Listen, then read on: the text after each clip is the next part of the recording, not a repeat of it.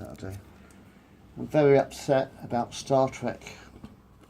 Even more upset than I was last time. I've been very, very upset about Star Trek ever since they started it all over again, like, you know what I mean? Those new Star Trek films were shite. Did that guy really look like bloody Khan to you? An Indian. My name is Khan. No, it's not. It's fucking Sherlock Holmes, isn't it? I mean, it's pathetic. It was. I hated those new movies. Anyway, they've just started, or they're starting a new one on Netflix. It looks like crap. They're doing, Netflix is doing Star Trek Discovery, aren't they? Yeah, I've noticed it. Netflix is doing Star Trek Discovery. It looks like an absolute piece of shit. It does, doesn't it? Sorry, I've got a bit of fog on my fucking specs. It's like an absolute piece of shit. Oh, I'm half Vulcan, half human. That's exactly what Spock did, didn't it? That's the Spock thing again you're doing, isn't it? Oh, you are not completely Vulcan, you are half human, or blah blah blah. You know, repeating the same fucking bullshit that you did we did with Spock, you know. Not quite Vulcan sort of thing. Come on, can't you be a little bit original?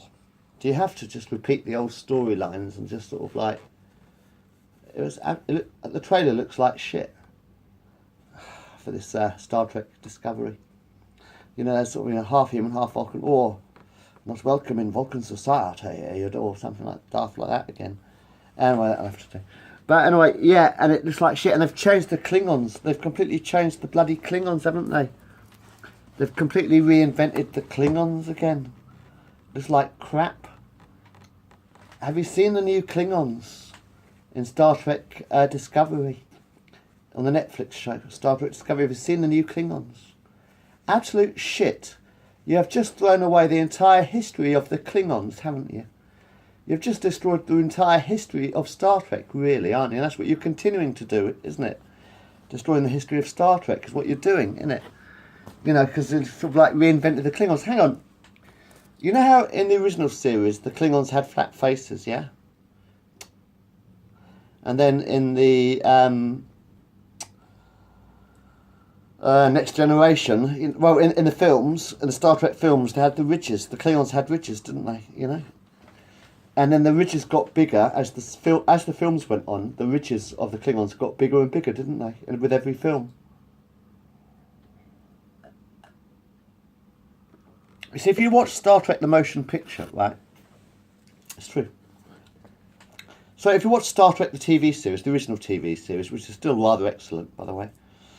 Very good. Do you need special effects to film a bridge, you know? But you know, the point is the acting was great. It was fun. It was all good. But and the stories were great. But the point is, it's like with the yeah, okay. Originally, the Klingons were had flat heads in the original TV series. You see, but you see, then we did with the Star Trek motion picture. Gene Roddenberry actually put ridges, small ridges, very small ridges in Star Trek the motion picture. The Klingons had very small ridges, and as the stories progressed through, Search for Spock.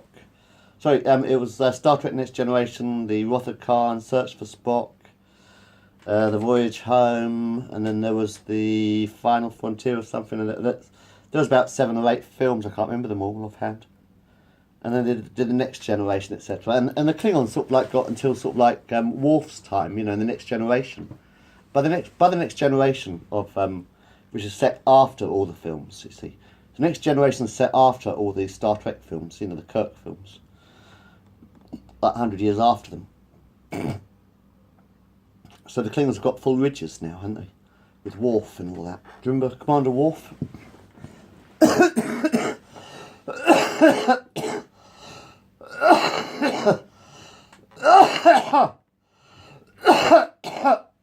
Sorry. Yeah, Commander Worf had full ridges, didn't he? Because he was actually raised by humans, which is why he was on the Enterprise, isn't it?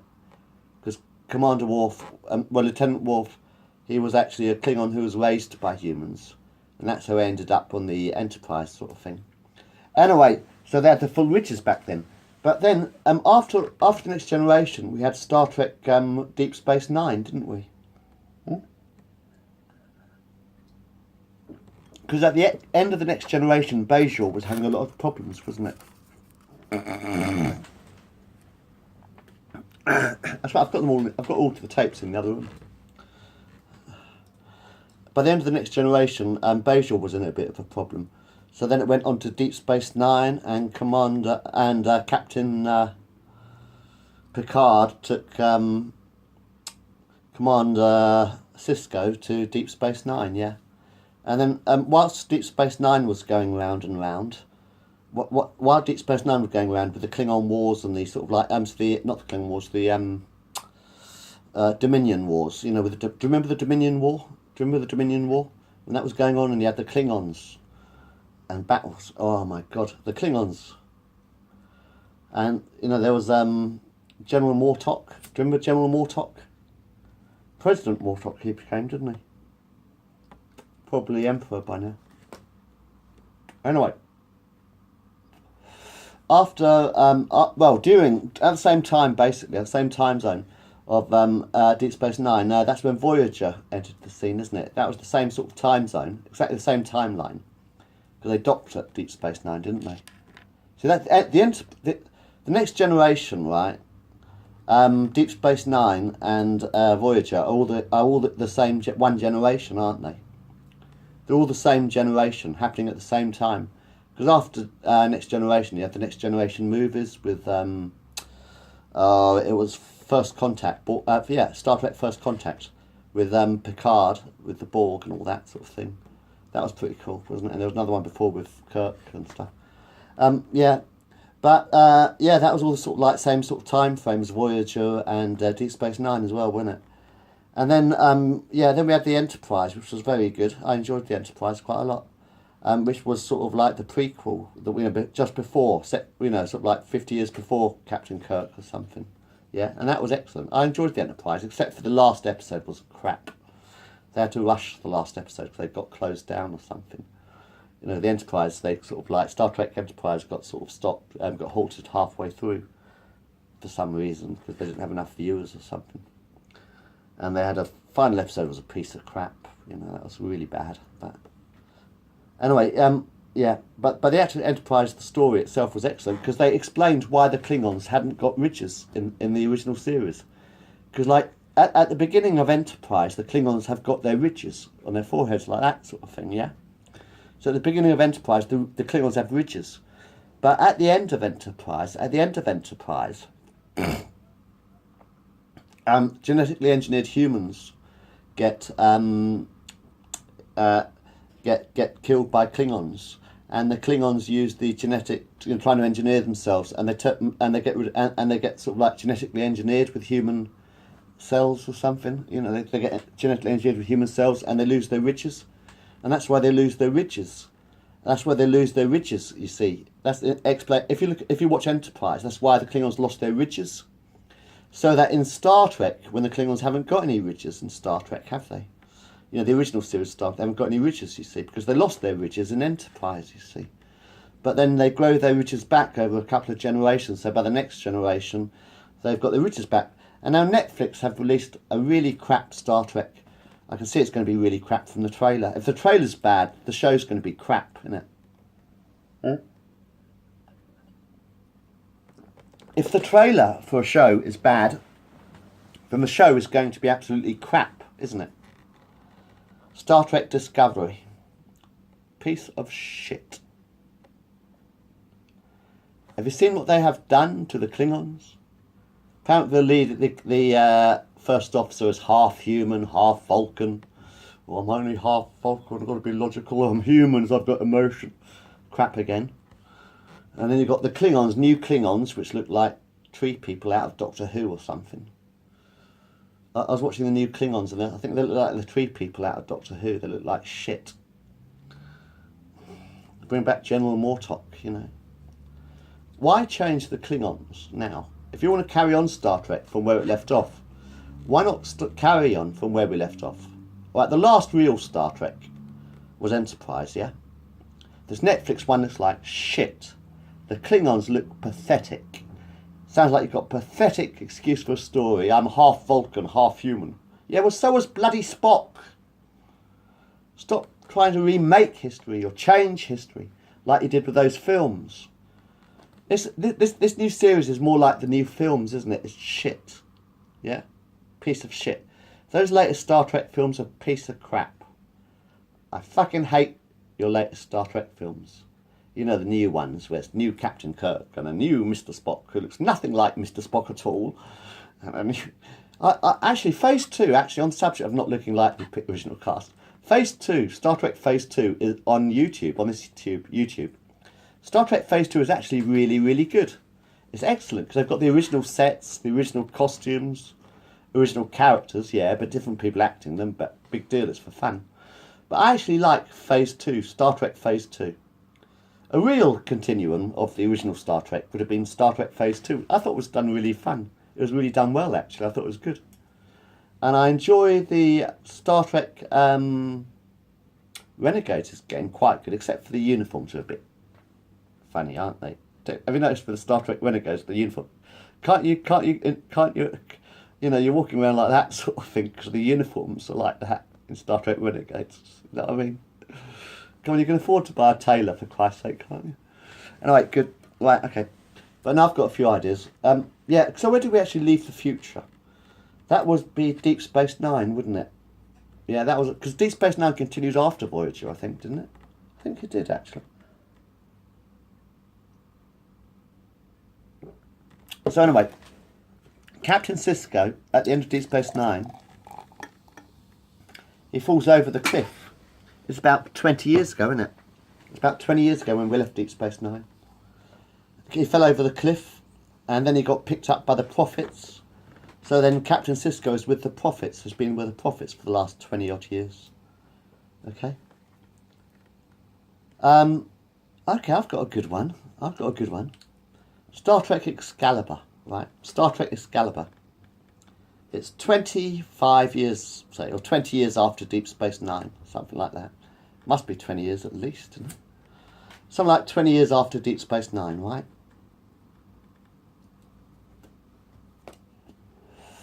Colonel Kira is now captain of Deep Space Nine, right? It's 20 years later. And Captain Kira has been captain of Deep Space Nine for 20 odd years, you know. He's turned down several promotions because he just likes living on the wheel. Oh, so it's about 20 years later. And Captain Kira is a bit bored one night because not much is happening. You know, they've sort of settled the peace with the Dominion, and the Klingons are allies, and the Federation are doing well, and everyone's quite happy, and the Romulans are doing good as well. They're allies now as well. You know, it's 20 years after Deep Space Nine. So, anyway, Kira decides to go on a voyage, go to the Orbs. She decides to go to the Bajoran Temple, right? It's 20 years after Deep Space Nine, right? And Kira decides to go to the Bajoran Temple, yeah, to sort of talk to the Prophets, because she's a bit bored, sort of thing. And Kira opens the orb, and she has a vision from Ben Sisko. And he's 20 years older as well. Like, he's a bit older now as well. And Ben Sisko says to Kira, I have to come back to Earth now. And Kira says, why? And Benjamin Sisko says, unfortunately, unlike the Prophets, I am not immortal. My aging process is carrying on as normal. When the Prophets rescued me, sort of like from Ben Sisko, like when the Prophets rescued Ben Sisko, they thought that he would automatically become immortal like them. But now, anyway, 20 years have passed, right? So Ben Sisko is like 20 years older. And he says, we have decided that it's time I must leave the Prophets and come back to Earth. Come back to, reality. So Ben Sisko has to come back from the Prophets. And he says, because he's getting older too, so he's aging normally, like everybody else on Deep Space Nine. Everyone's aging normally. except Odo, who's the same bit of jelly. But Captain Kira says, well, cool, when do we expect you? And like Sisko says, that's the problem, because he's in spirit now. The only way, even though he's still getting older, he's still human, but he's in sort of like the spirit world. But he says the only way for Sisko to get back is to get every orb of Bajor together. Kira has to find every single orb of Bajor and put all the orbs together in order to bring Sisko. They've got to form a circle to bring Sisko back to the land of the living, sort of thing. Which means that Captain Kira has to find every orb of Bajor in order to rescue Captain Sisko, Benjamin Sisko. So, Kira gets in contact with the Federation, etc., etc. And the Federation give Kira a ship called the Excalibur, named specially for the mission. So it was named especially for the mission. The Federation give Captain Kira a ship called Excalibur. Right, so this is Star Trek Excalibur. And Captain Kira is the hands Deep Space Nine over to whoever to take care of, And she takes command of the Excalibur, and her mission, Captain Kira's mission, is to search the universe. It's the Alpha Quadrant, the Beta Quadrant, the Delta Quadrant, the Epsilon Quadrant, and every other bloody quadrant. And she's got to go in search of the lost orbs of Bajor. Right, this is what Captain Kira has to do. She has to find all the lost orbs of Bajor. You'd have the orb of happiness, the orb of love, the orb of loneliness, or the orb of wisdom, the orb of danger, or the orb of death. You have the orb of life, or the orb of harmony, or the orb of tranquility, for instance. And you can have 1,000 orbs, 100 orbs to find. Let's say there's about, how many orbs? Not 100 orbs to find, yeah, something like that. 100 orbs, something like that, for Kira to find. You decide, you write it. In fact, I'd like to give this one to Jerry Taylor.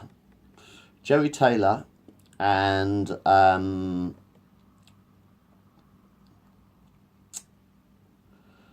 fucking hell, no, what's his name?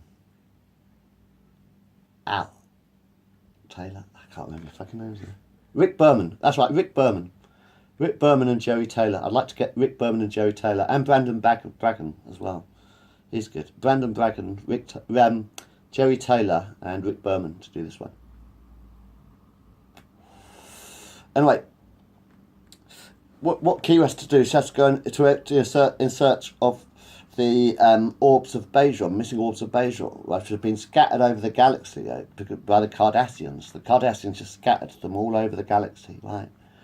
So they've got to go and find. And in fact, they could have a guide to go with them, couldn't they? Garrick could go with Kira, because he's a Cardassian and he might have a few ideas where they might be hiding the orbs. And he's a bit of a spy as well. So Garrick could go as well if he's about still. Hope so. And everyone else who was on Deep Space Nine, whatever. But every time that Kira finds an orb, right? Every time that Captain Kira finds an orb of Bajor, she actually sort of like has a really trippy episode. Like if it's the orb of love, it'd be a really lovey episode. If it's the orb of hate, it'd be a really hate and really trippy sort of hate and fear and sort of like you could do a different fucking transcendental psychedelic experience with every orb of Bajor, couldn't you? You could have a different transcendental sort of psychedelic experience with every orb. You'd have the orb of loneliness, or the orb of happiness, or the orb of fate, or the orb of destiny, or the orb of this or that. Use your imagination. I'm sure it will come to you eventually. So anyway, but every time she finds an orb, she gets another vision from Ben Sisko, like, depending on what the orb's about. In the vision, Ben Sisko appears in every vision, like, So Ben Sisko could appear in every vision that Kira has with the orbs. Like if it's the orb of loneliness, orb of happiness, or whatever. But you have an episode, and Captain Kira, she sort of like opens the orb, and if it's an orb of loneliness, she's on her own. If it's an orb of happiness, happy and whatever. But Ben Sisko could appear in every single orb to give her another clue. So Ben Sisko appears in every orb to actually give Kira another clue to find the next orb, sort of thing. So that she can find the orbs of Bajor, like Star Trek Excalibur, but I mean, I'll leave that here. Anyway, I also had another idea, which was Borg Assimilation Earth. This for, God dear, it's getting hard to remember your names these days. Janeway and Picard. Captain Janeway, Admiral Janeway and Admiral Picard, right? It's called Borg Assimilation Earth, right? Again, it's about 20 years later or whatever now, isn't it? But Borg Assimilation Earth. Now, here's what happens, right? Fact is, Captain Picard. Do you remember the Borg? Oh, they were cool. Captain Picard was actually assimilated by the Borg, wasn't he? So he was Admiral. So he was Locutus of Borg. Yeah. Said Jean-Luc Picard was actually Locutus of Borg. Yeah. For a while, and until he got unplugged from the Borg. So he was actually Borg for a while, and so was Janeway actually in Voyager. There's an episode of Voyager when the Borg had a virus. They actually had a virus that they were going to release onto planet Earth, didn't they? The Borg did.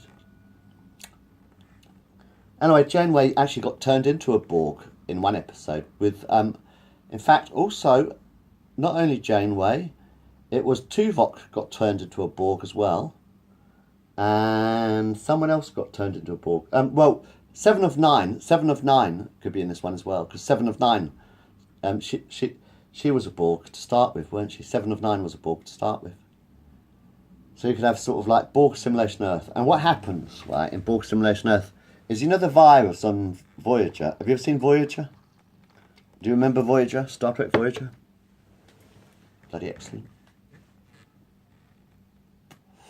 The Borg had a virus, didn't they, that they were going to release onto planet Earth to like turn everybody into computers, to turn everybody into Borgs, didn't they? So let's say the Borg release a virus onto planet Earth, you know. Yeah, because the Borg, they're very nasty little bastards. And they release a virus onto Earth, like clever little bastards. And you've got these little microbes crawling around in the air sort of thing, and people breathing them in. And suddenly they're wearing these headsets on their telephones, right? So suddenly sort of like people start buying these, they get these mobile telephones, you know. It's set, you know, sort of like just after Voyager, because sort of like, let's say, you know when the Borg Queen, I tell you what, when the Borg Queen, you know at the end of the Voyager, the Borg Queen was dying, wasn't she? You know, when she was dying sort of thing. But let's say just after that, as she died, the virus was released onto Earth. And it takes a few years to adapt. The virus takes a few years to take hold, right? So very slowly people start getting computerized, and they sort of like start buying mobile telephones, you know, computers and all that. And so it's sort of, you know, a lot of computers and things. And everyone's connected to the internet sort of thing, connected to that. And anyway, let's say sort of like 10 years later or 20 years later, one day, you know how a lot of people have these handsets, you know, these mobile handsets, they plug into their ear. On their telephones, they have these handsets plugged into their ear like that, yeah? Right. So the guy's, you know, sort of sitting at the lunch table, sort of chatting away on his phone, and he decides to take off his earpiece and goes, shit, and he can't pull off the earpiece. Because you know how people have these earpieces that go into the phone, they have these earpieces that go into the phone, which you're talking to like. So sort of like one day this guy sort of sitting at the breakfast table, sort of like tries to take out his earpiece, and he goes, and he can't take out the earpiece. And strange things start happening, like people start sort of getting metallic-y looking and very pale, and slowly the Borg virus takes over, and sort of like they become computers, like, you know, sort of like doing the Borg commands of their computers and all that. How the Borg have assimilated planet Earth. So the Borg absolutely assimilate planet Earth, like, which is probably why you get these weird-looking Klingons. And this. But anyway, but Captain Picard, because he was because he was a Borg, because he got assimilated before, he'd be immune to the virus. Admiral Picard, is immune to the virus because even people in the Federation, even the admirals in the Federation, are using computers all the time, and they get and suddenly the sort of virus takes over them, kind of thing. But also Admiral Janeway, also because she was a Borg once, she had some medicine to get rid of the Borg thing, some control thing. The holographic doctor did to her, But so she'd sort of like be immune to the virus. And also 7 of 9, who was a Borg, would also be immune to the virus. So then what you have is Borg Simulation Earth, where most people start turning into computers, the Borg, And Janeway and Picard and 7 of 9 start a resistance movement against the Borg. Borg Simulation Earth, where the Earth becomes almost completely sort of like dominated by the Borg. And you can have, because the Borg take over the Earth, and you have Picard, Janeway and 7 of 9 as a resistance movement against the Borg with Tuvok as well. I think he was, and also Torres, was it? Lieutenant Torres? I think the engineer, I think she was Borg for a little while as well, so she'd be immune to the virus as well. So Torres would be immune to the virus as well. She was the engineer, she was an engineer, wasn't she? When they did the Borg episode, when they became Borgs, and there was Tuvok, I've got a name again now. The Klingon one. Janeway and Picard, they'd all be immune to the virus, and so was 7 of 9. So you could start a Federation resistance movement, and you could do Borg Simulation Earth. I mean, if he's up to it, if he's really ambitious, you could do one for Shatner, which would be like sort of the resurrection of James T. Kirk. By what happens is another idea of mine. Probably a bit late in the day, but I don't know. You could lose a bit of weight, lose a stone, you'd be all right, Jim. In you had Star Trek the Next Generation film, which was it was the one where we joined up with Captain Kirk, and you had Generations, was it? Yeah, pre-Generations, wasn't it? And Captain Kirk got crushed by a bridge. He was crushed under the bridge and he died. Captain Kirk died. You could do Star Trek Resurrection. Star Trek Resurrection is another one. With that one, what you do is have you ever heard of Star Trek Relativity? It was in Voyager. Do you remember Star Trek Voyager? And you had the Relativity, yeah? With Captain Braxton and Lieutenant Kane. And what you could do is the Relativity, Star Trek Relativity, as lands on the planet where Captain Kirk died after he fell from the bridge, sort of thing. And they resurrect Jim Kirk about 20 years later. Relativity is out of time, isn't it? Relativity is out of time, isn't it? So time ship. Relativity is actually a time ship who was on Voyager. So Relativity, they get Jim Kirk and they sort of resurrect Jim Kirk with Borg nanoprobes. Because do you remember when Neelix died in Voyager? Do you remember the episode of Voyager? In fact, Neelix would also be immune to Borg nanoprobes because he's got Borg nanoprobes in him, hasn't he? No? No, he hasn't. He's got a heart. Someone else's heart. No, hang on a minute. Hold on. Not Neelix. Was it Neelix died? Oh, yeah, Neelix. That's right. Yes. No, hang on a minute. I think he did die, didn't he? Neelix did die. And they resurrected Neelix with Borg nanoprobes from 7 of 9 or something. Yeah, they did. I'm pretty sure they did, actually. Yeah. There was an episode when Neelix died, and 7 of 9 resurrected Neelix with Borg nanoprobes. Right. Actually, Neelix could be in the Borg Simulation Earth as well, because he's got nanoprobes in him. But anyway, yeah, he was resurrected like that. So anyway, they let's say the Relativity bring back they go back to the grave of Jim Kirk one day after he's been buried, right? Or 2 hours after he's been buried or whatever. I have written a story. I have to play it one of these days. It's on one of my films, Star Trek Relativity. Yeah. Well, yeah. And let's say they sort of like resurrect Jim Kirk and with Borg nanoprobes, because the holographic Doctor resurrected Neelix, didn't he? But in Relativity, the holographic Doctor was still about, a little bit older, but that's deliberate. You know, you can always dye your hair back. You know what I mean? A load of bollocks about it. Anyway, yeah. And then sort of like Kirk is like resurrected with his Borg nanoprobes, and then he could do oh, I don't know. I'm sure I've talked about all this before. Oh yeah, Jim Kirk Time Agent. That's right. I was going to do Jim Kirk Time Agent. Be like a 21st century T.J. Hooker. You know, do you remember T.J. Hooker? So they bring Jim Kirk back, and he sort of like does the sort of like becomes a time agent or something like that. And you could do Star Trek. And they could have. I was going to give him a ship. What's it called? The Enterprise, the RTS. Time ship. Anyway, fuck it. United Starship. I've got plenty of ideas, but anyway, that's another one. And he gets given a ship called the Enterprise again, so it's like a time ship through Enterprise. And then Captain Kirk has to travel through time to correct all the mistakes in time. You know, like, because what you do is you give Jim Kirk the time ship, which is Enterprise, time ship Enterprise, and you send Jim Kirk back in time to solve all the correct all the mistakes in history, like the latest films they've done and shit like that. You know, I don't know. But you go for Sulu and all that. But actually, I did watch the Star Trek. What's it called? Oh God, what's the one on YouTube? Renovators? No, it's Revolution, Star Trek, Renegades. That's right, Star Trek Renegades. That's quite good. That's quite entertaining for a little while. Star Trek Renegades is getting there.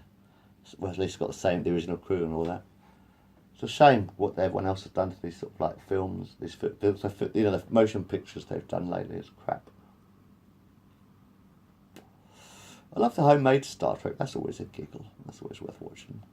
Bit of fun.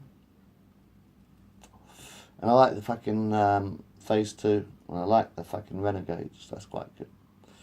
And I quite enjoyed the what was it called? The one who did. It was Worlds and Now of Gods and Men. That's right. Of Gods and Men was quite good actually. Star Trek Gods and Men was quite good. But anyway, I don't like the new Klingons in this Netflix, and I'm very disappointed with Netflix. I think that's really bad. In fact, you could do another one, couldn't you? You could do Star Trek Relativity as a series. You know how Captain Braxton... Oh, yeah, that's right. Glad story of